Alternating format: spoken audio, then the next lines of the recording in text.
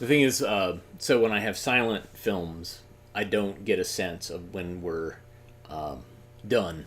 Uh, Whereas with films that are educational films, a lot of times there's a lead up music, and then there's in the sound you can hear them kind of wrapping things up into review, blah blah blah blah, and then you hear the music kind of like the outro music, and then that's my cue because I'm just sitting like right over here. You can't see my hand, but I'm sitting next to the computer, and I'm periodically looking up, but so I missed that. Sorry, sorry about that. Anyways, I'm Skip Alsheimer. Welcome to the AV Geeks lunchtime streaming show, and we just watched some home movies shot by folks in 1954, visiting Detroit, living in outside of Detroit. Anyways, a lot of people talk about how Detroit has gone through a horrible time, and rightly so. But yeah, it's interesting to look back to the past and kind of see what happened. And there's a lot of fingers being pointed. A lot of people point to white flight, but I would say also that the fact that the industry there was a high point and the industry disappeared. And that's what happens when you have a giant industry that disappears. Yeah.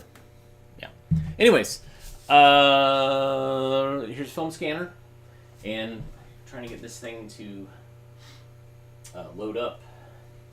Sometimes these reels, they have an indentation in them, so it's harder to lock the film down, and that's what is kind of happening here. So close. Nudge this. There we go. All right, here we go. Sheep, sheep, sheep. Enjoy. Oh no, it just went out. Hold on, I'll be right back.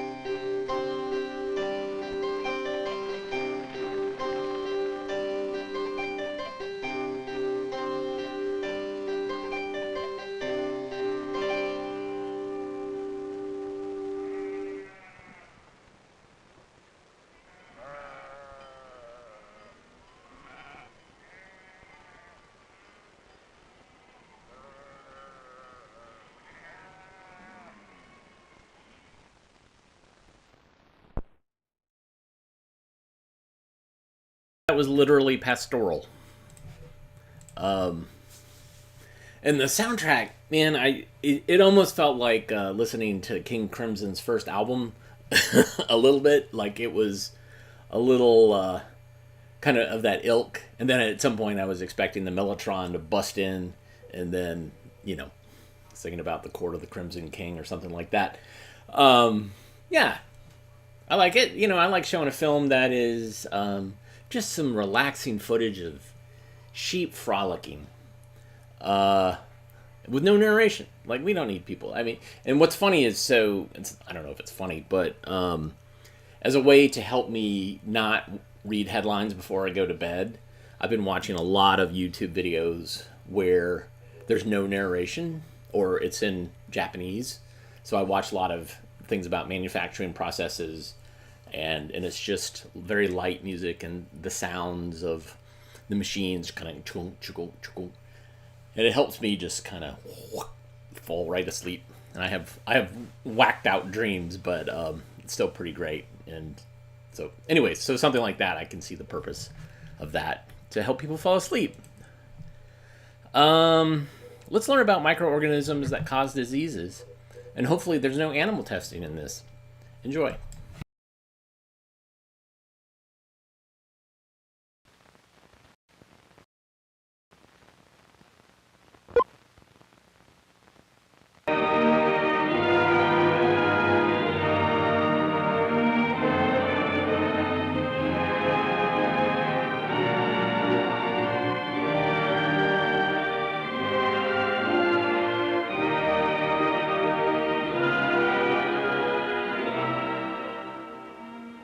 This is a hospital where patients come to recover from disease, for x-rays, for lab tests, and sometimes for surgery. But if you were suffering from an infectious disease, the hospital laboratory would help identify your illness. In the lab, microscopes and other special tools are used to identify the tiny germs that cause infectious diseases. Some microorganisms or germs can cause diseases. These germs, for example, cause pneumonia. All microorganisms are either simple living plants, such as these fungi, or simple living animals, such as these protozoa. Disease-producing germs are found among each of the 5 kinds of microorganisms: fungi, bacteria, viruses, rickettsia, and protozoa. Some invade the circulatory system and produce toxins that poison the body. Some cause disease by invading the lymph system. Almost all disease-producing germs are parasites. They live in healthy tissue and organs, thus destroying them. So, destroying of cells is the final result of all disease germs. Here we see some single-celled fungi. All fungi are plants that do not make their own food. They depend upon other organisms, living or dead, for their food and life. Have you heard of athlete's foot? This is one example of what happens when disease-producing fungi invade the body, in this case, the skin. Athlete's foot is a common fungus disease. This is the way the fungus looks under the microscope. Many of our serious infectious diseases are caused by bacteria.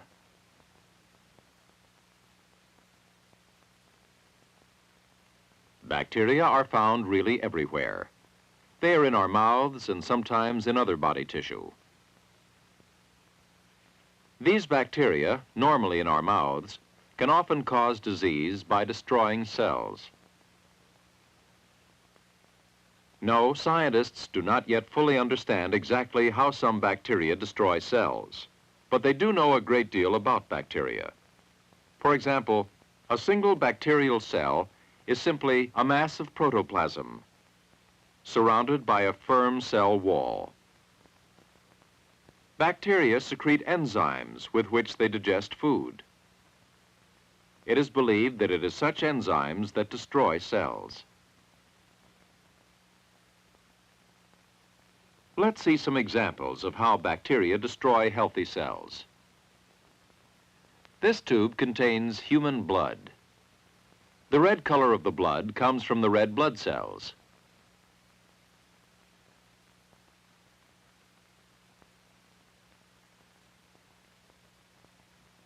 This bottle contains a toxin. Toxins are poisons made by disease-producing germs. This toxin is made by the Streptococcus germs. This is what a Streptococcus looks like under the microscope. When the Streptococcus toxin is added to the blood, we will see that the red blood cells are destroyed. In a short time, the red liquid slowly becomes clear. Why? Because the toxin destroys the red cells and they disappear. This is one example of how cells are destroyed by disease germs. On this rabbit, we shall see another way in which cells are destroyed. We have shaved some of the hair from the rabbit's back. We shall inject some disease bacteria under the rabbit's skin. Over a period of 3 or 4 days, we can see that a sore is developing on the skin.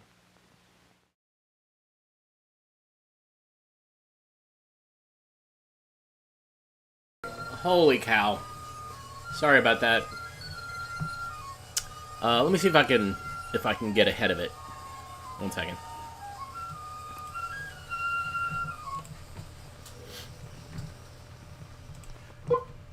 Of micro ants that normally in our mouths, but they do know a great creep ends. Alright. Bacteria are found really everywhere. They are in our mouths and sometimes in other body tissue. These bacteria, normally in our mouths, can often cause disease by destroying cells. No, scientists do not yet fully understand exactly how some bacteria destroy cells, but they do know a great deal about bacteria. For example, a single bacterial cell is simply a mass of protoplasm surrounded by a firm cell wall. Bacteria secrete enzymes with which they digest food. It is believed that it is such enzymes that destroy cells. Let's see some examples of how bacteria destroy healthy cells. This tube contains human blood. The red color of the blood comes from the red blood cells.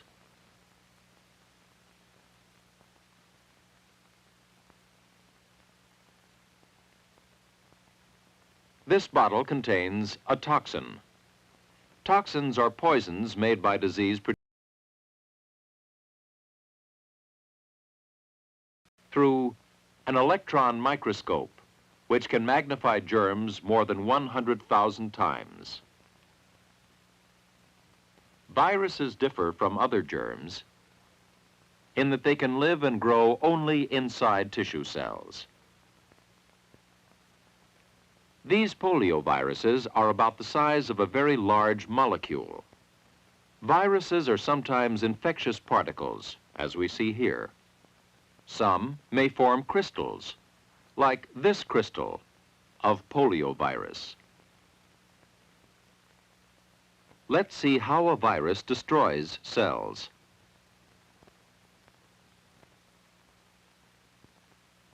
This is a cross-section of a normal spinal cord. Notice the large nerve cells. After infection by poliovirus, most of the large nerve cells have been destroyed. In the laboratory, we can see the effect of another kind of virus, pneumonia virus. This virus affects lung tissue. We can infect this mouse by placing drops of virus solution in the mouse's nose. The mouse's lung tissue before the infection is a healthy pink color. After the virus enters the lung and causes pneumonia, the lung becomes swollen and discolored. Let's see one more example of how disease viruses destroy cells. These test tubes contain living human cells. We infect the cells with a virus that causes upper respiratory disease in humans. These microphotos show how the tissue cells are destroyed by the multiplying virus.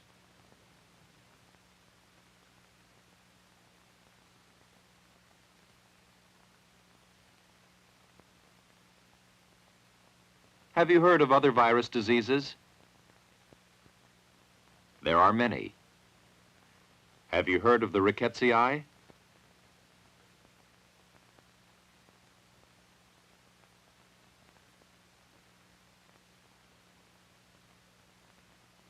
Rickettsia look very much like the bacteria and like viruses. They grow only in living cells. Rickettsia are passed from animal to animal by biting insects, like this tick, to cause Rocky Mountain spotted fever. We have seen the disease-causing fungi and bacteria, which are single-celled plants, and the smaller viruses and rickettsia, which seem to be related. Now let's look at the protozoa. This is an amoeba, one of the many different kinds of protozoa. Protozoa are the simplest members of the animal kingdom. Protozoa have many different forms. Some can move. Some cause disease. This protozoan causes a digestive disease. Here is another protozoan seen in human blood. This protozoan causes African sleeping sickness.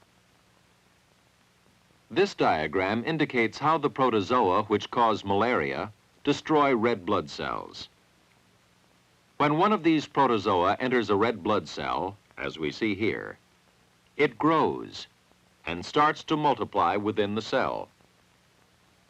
Within hours, the cell is destroyed, letting out more protozoa into the bloodstream. These may invade other red blood cells. Like all other disease organisms, protozoa do their greatest damage in those parts of the world where people live in crowded, unsanitary conditions. Poverty and ignorance cause poor health practice and may lead to epidemics. Yes, scientists already have many answers about disease germs. But there are still many questions to be answered.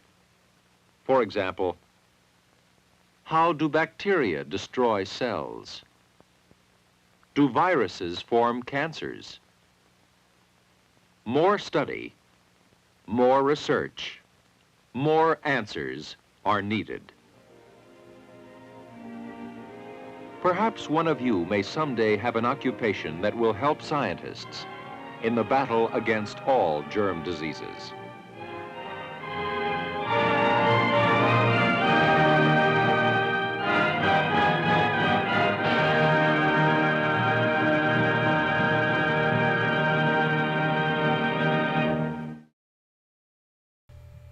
Oof.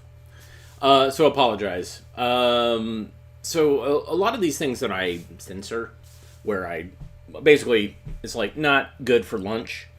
Those films exist uncut on our YouTube channel, so you can go and check those out. So this is more about just, you know, like people don't want to be sitting there eating Chinese food like I am and see animals getting injected with diseases. Yeah, that's the reason why we do it. Okay, what do we got? What time is it? Let's learn how the Soviet workers work. Enjoy.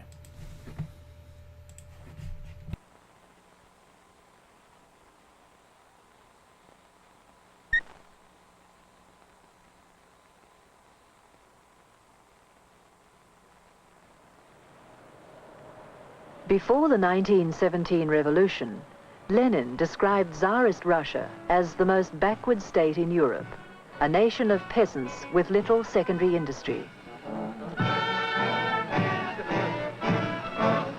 Наши силы и знания время движут вперед.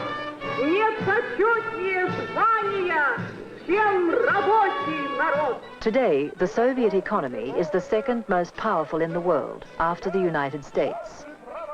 This remarkable transformation has been mainly achieved through a series of 5-year plans, first launched in 1928, under which the government controls the pace and direction of economic growth.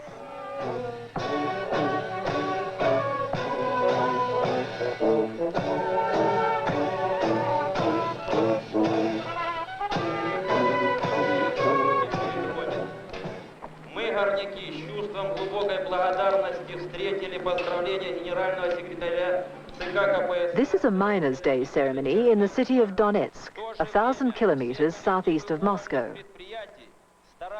Every branch of Soviet industry has its own special annual day, on which tribute is paid to the workers for their contribution to economic development, to encourage respect for labor and stimulate greater productivity. The ceremony follows the usual pattern of such celebrations. Vladimir Shupyenko is director of the Abakumov mine of communist labor.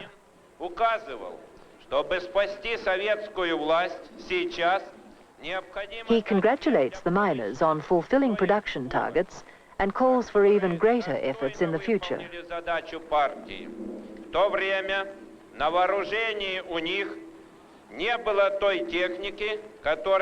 Champion workers who've broken individual output goals in socialist competition campaigns receive awards from the chairman of the trade union committee. Присвоено звание почетного шахтера товарищу Никулину Ивану Егоровичу.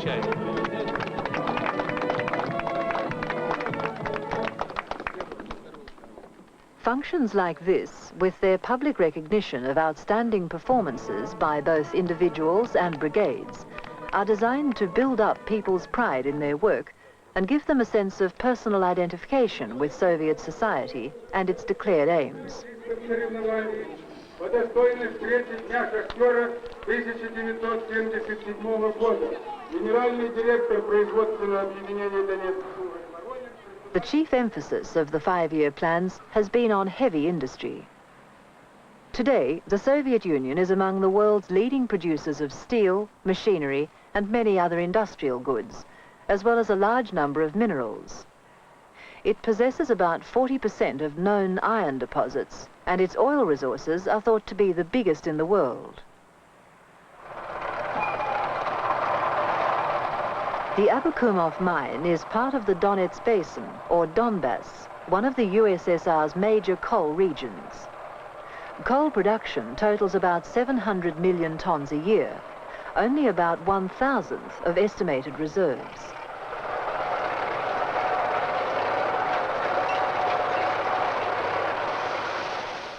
Coal has been one of the industries which have not found it easy to keep pace with production targets in recent years, and not all other sectors have been performing as required either.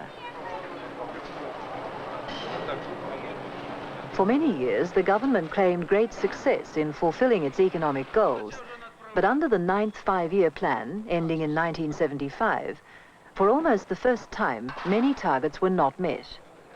Among the reasons were a growing labor shortage and low productivity in many fields, though coal is not one of these. Any significant rise in productivity required a massive investment in new technology. But despite increased expenditure on new machinery, not enough funds were available.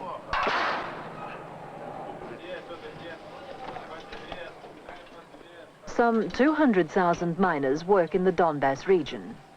The Abakumov mine itself employs about 3,500, 3/4 of them underground.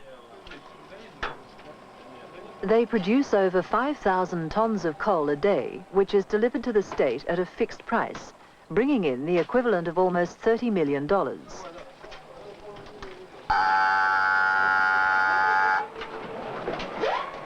Most of the output represents the mine's target under the coal industry's national plan.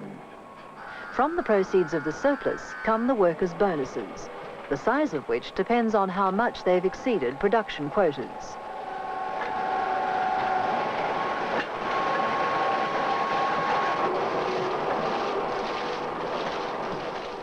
New machines have helped to raise output and made work less arduous. This is important in the Donbass, where, although the coal itself is of high quality, the seams are thin and difficult to get at.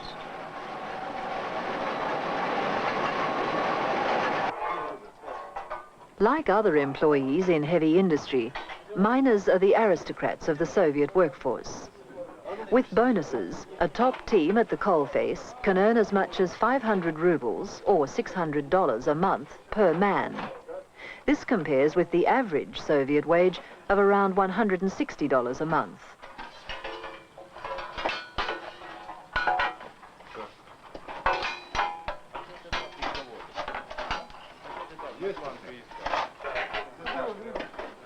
Planning has helped to drag the Soviet Union out of the past to equal the West technologically in many fields.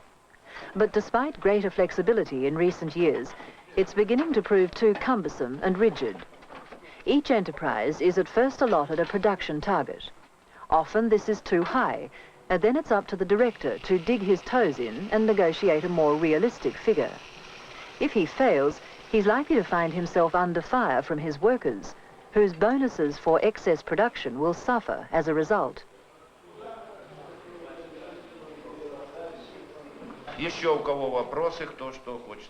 As head of the Abakumov mine, it's Shupienko's job to see that the plan is carried out.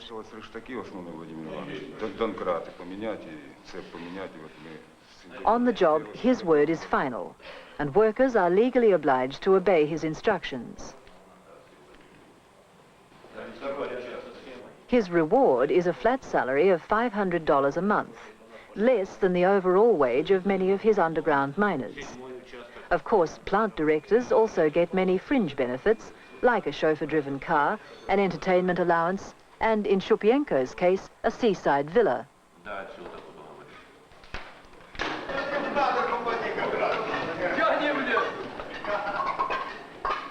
Soviet workers are organized into 25 huge unions, each covering a particular industry. All employees of the Abakumov mine, from underground workers to office staff, and even the director, are in the miners' union. One of their main functions is to help the plant management mobilize the workers to meet their production targets. Strikes are not officially illegal, but are exceedingly rare and certainly never called by the union leadership. Wages are set for various jobs by a central state committee, and any disputes that do arise are settled by local commissions, on which management and labour are equally represented.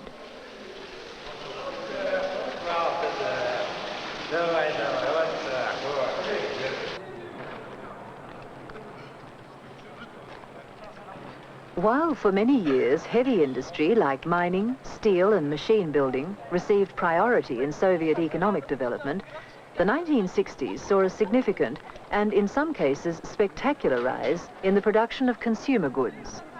After years of sacrifice, the planners finally realized that the ordinary people wanted and needed a better deal.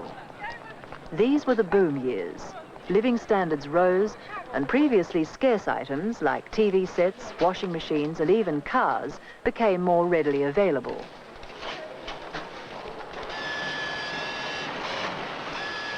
"20 years ago, refrigerators were a rare sight in the Soviet kitchen. Production totaled only 500,000 units a year. Today, the figure is 6 million.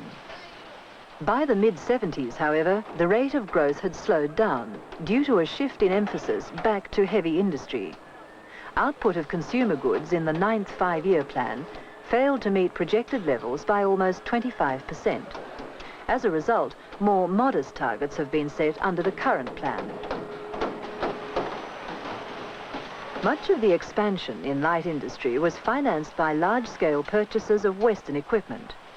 The Red Banner Order refrigerator plant at Minsk, for instance, is Italian designed and built. It makes 600,000 units a year, and employs 4,500 people, all of them members of the Light Industry Workers Union.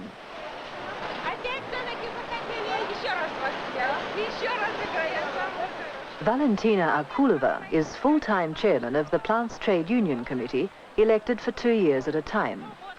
A former design engineer, she's kept busy with a wide range of duties involving the welfare of the workers who elected her, as well as solving any problems which might affect production or disrupt smooth relations between management and labour.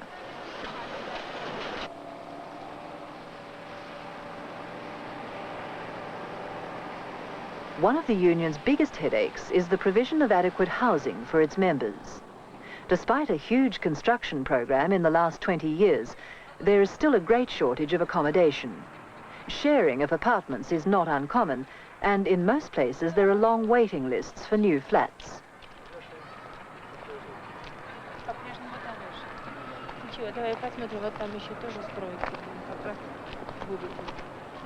Industrial enterprises devote a large proportion of their profits to housing construction for their workers. This is the latest apartment block to be financed by the Minsk refrigeration plant on land made available by the City Council. When it is completed, the union will allocate the flats to its members, but it will be maintained and administered by the council, like buildings financed by the state.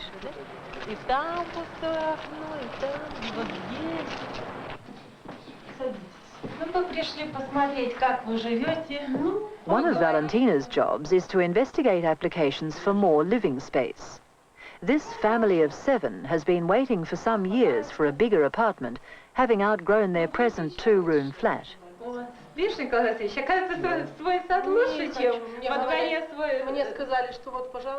The woman complains that the kitchen's too small, hardly big enough for all her family to eat in at once, and there's only 1 bedroom.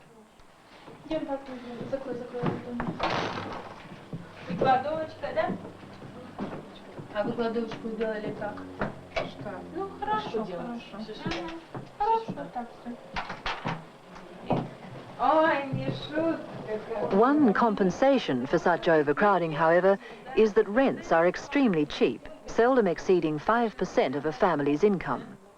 This and other things like free education and health and low public transport fares help to make up for high prices for food, clothing and other goods relative to wages. Following Valentina's inspection, the application will be considered sympathetically. The husband's a good worker at the plant and the family's name is near the top of the waiting list. The decision is made by a joint meeting of the Trade Union Housing and Welfare Commissions.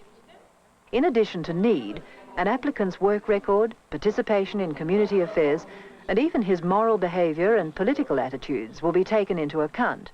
And generally, a good worker will get an apartment ahead of a bad one.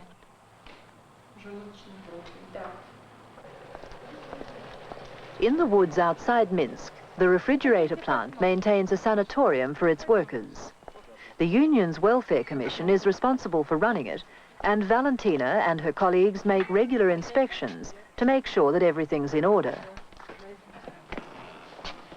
Каждый знает свое место. Они хранят, да, полотенце? Да. Дети, да. В палате нет полотенца. Здесь только полотенце. Employees of the plant and their families come here for up to 3 weeks at a time for medical care or simply for a holiday break. During the summer, it just can't meet the demand for places, so the plant has earmarked almost $3 million for major extensions, including a sporting complex. The union is in charge of the project.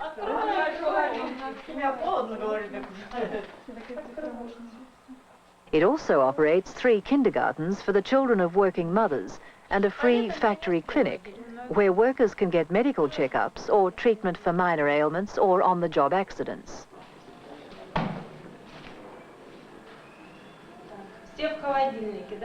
Trade unions also provide their members with a wide variety of benefits on a national basis, the most popular and highly prized being the chance of a cheap or even free holiday by the sea.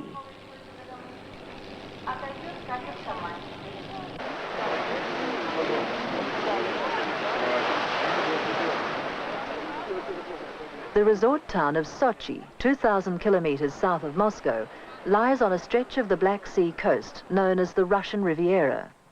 3 million people come here each year, mostly, of course, during the summer. 500,000 of them take organized health care at one of the sanatoria operated by each of the nation's 25 industrial unions. This is Metallurg, run by the Steelworkers Union.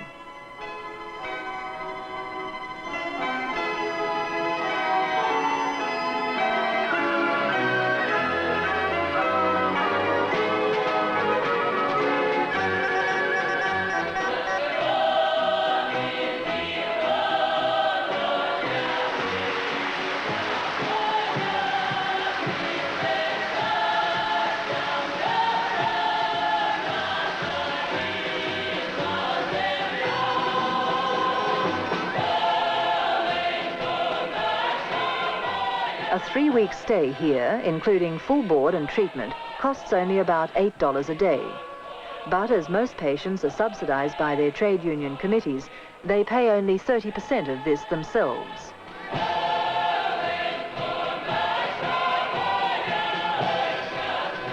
The sanatorium employs 26 fully qualified medical personnel, all but 4 of them women.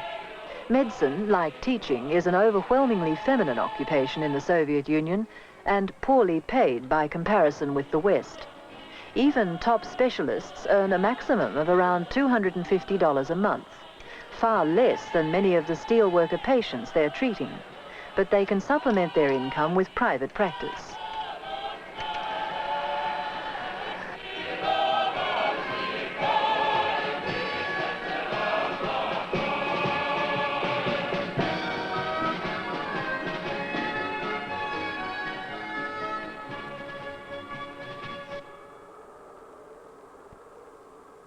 It's a different world 5,000 kilometers away at Bratsk on the Angara River in Siberia.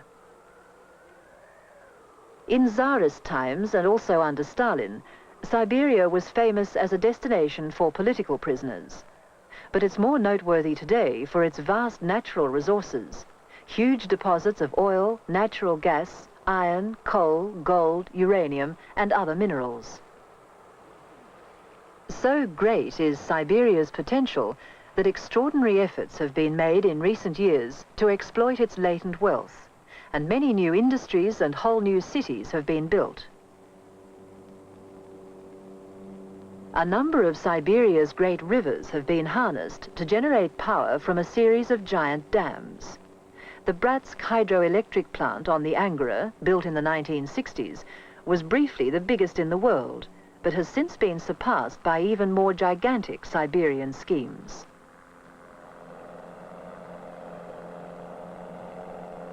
With abundant forest, or taiga, covering much of its surface, timber is one of Siberia's most important natural assets.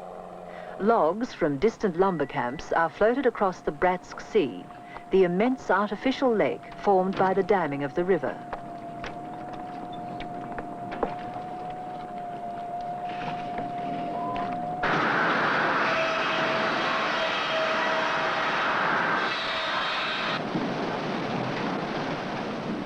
The Bratsk timber complex processes the logs into a number of wood and paper products. Still being expanded, eventually it will employ 20,000 people. Designed and built by Swedish experts, the plant illustrates again the Soviet Union's reliance on advanced Western technology to modernize its industrial base. But the economic setbacks of the last few years have forced it to curtail this ambitious program. Soviet purchases of foreign equipment fell from more than $6 billion in 1976 to less than $3 billion the following year.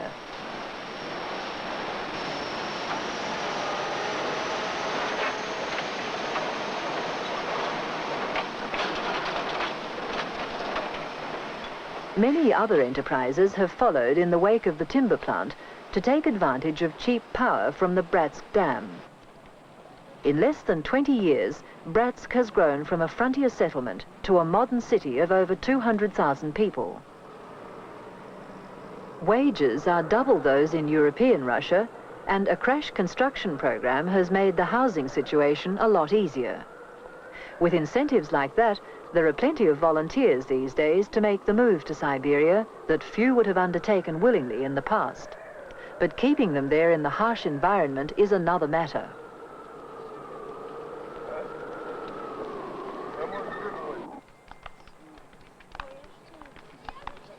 Back in the west of the country lies the port of Odessa on the Black Sea, founded 200 years ago to open Russia to trade with the Mediterranean and the Middle East. The sheer vastness of the Soviet Union makes transport one of the most important arms of the national economy.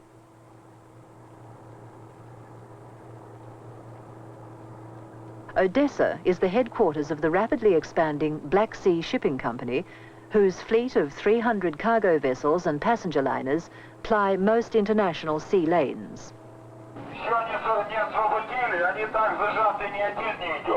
Ну ясно, хорошо.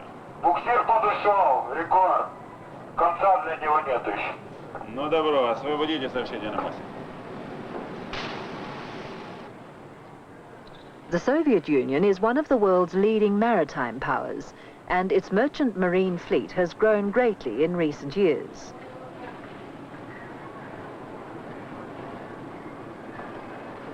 Surprisingly, however, in relation to its size and economic might, the country is still only a comparatively small international trader. Nevertheless, the volume of sea freight is considerable. Almost half of it is handled in Odessa and other Black Sea ports.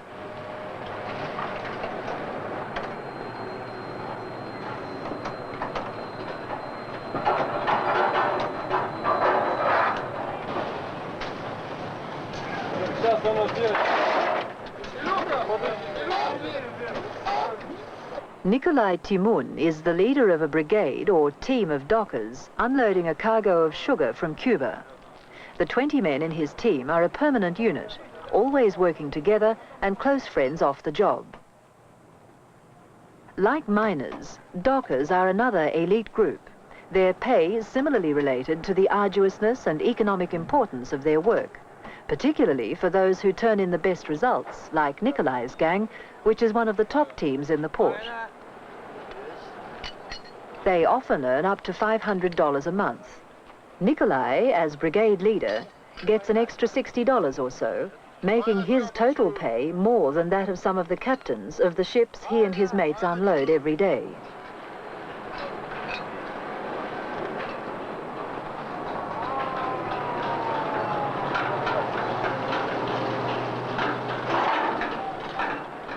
The money goes even a little further by virtue of cheap subsidized food in the dock canteen, where a solid meal costs about 50 cents, about a third of the price in an ordinary public cafeteria. The port also provides the usual run of holiday resorts, kindergartens, schools, and sporting and cultural facilities for the workers and their families.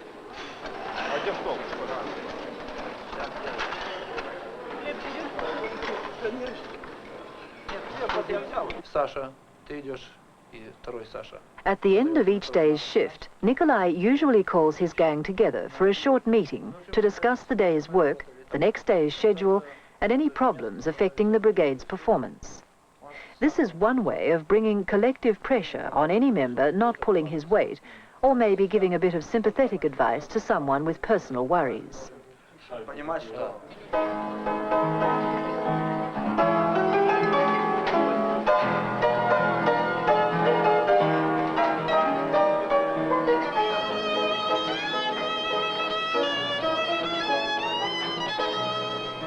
Today, the gang found out they've just won a $250 bonus for their results over the last month. Split between them, this is enough to pay each man's rent for the next 4 weeks.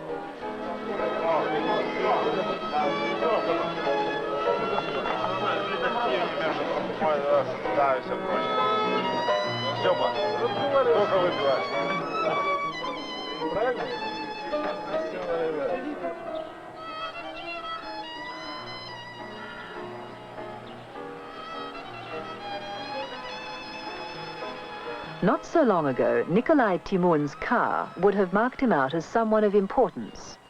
Today, all it means is that somehow he's scraped together the $7,000 in cash to buy it. For cars aren't plentiful enough yet to allow for hire purchase or time payment to ease the pain. Material rewards for greater effort are one way the Soviet system obtains the cooperation of its citizens in fulfilling its plans for the future. The other is by moral incentive. Campaigns of socialist competition between individual workers, brigades, and different enterprises to exceed production targets.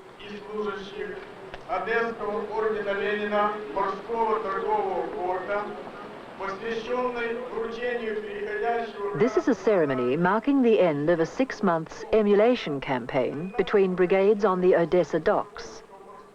Victory in the competition means a hefty bonus for the brigade concerned, but it also brings more intangible rewards. Public recognition and prestige, decorations, and a highly prized Glory to Labour banner, which the winning brigade proudly keeps for as long as it's on top.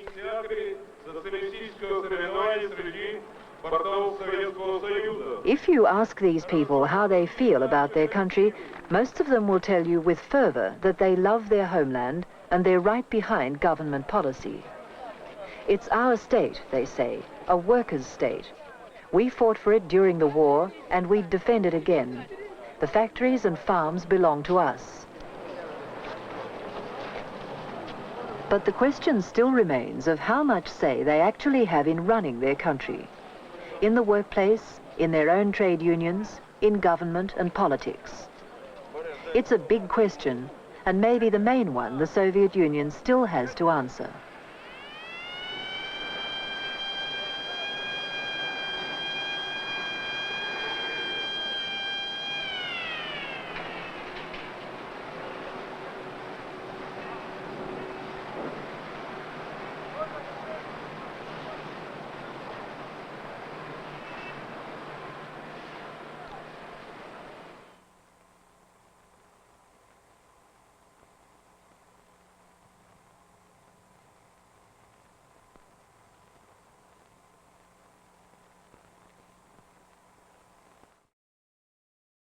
Russians.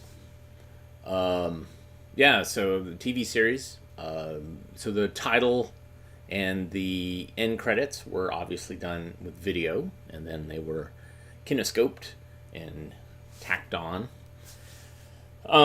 It's fascinating. It's always interesting to look at other cultures in the 70s and the 60s to kind of see how they all handle things and what they got wrong. And what they were like, what they got, that's actually better than what we got. It all boils down to corruption, of course, and governments are run by people, and sometimes people are no damn good. But you people are awesome. I'll make an exception for you guys. You guys are great, and you're also very patient and understanding when technology is going a little chaotic over here, or I'm a little distracted for whatever reason. I appreciate you guys for doing that. If you are in the Raleigh area, tomorrow at Lump Gallery, I will be showing some films that were requested. That I used to do shows at Lump Gallery, like, I don't know, 27 years ago, 30 years ago. And this is in downtown Raleigh. And I did this one series of films about rats. And I showed a film called Ratopolis, and it traumatized a whole bunch of people. And so one of the people that runs Lump was like, hey, can you show us Ratopolis again? And I'm like, yeah, sure, okay. And hey, can you show ABC's of Sex Education for Trainables? Okay, sure. So they want it to be all awkward. So it's an awkward screening tomorrow. If you would like to come by, and I think there's also going to be some noise bands, some sound bands, etc. I'm going to start at 7 and then periodically show movies until probably about 11 or so. So yeah, come out and see me if you're in town. We'd love to see you. Otherwise, I'll be back tomorrow. and do a lunchtime streaming show. Everybody take care. If you like what you saw, thumbs up. What else?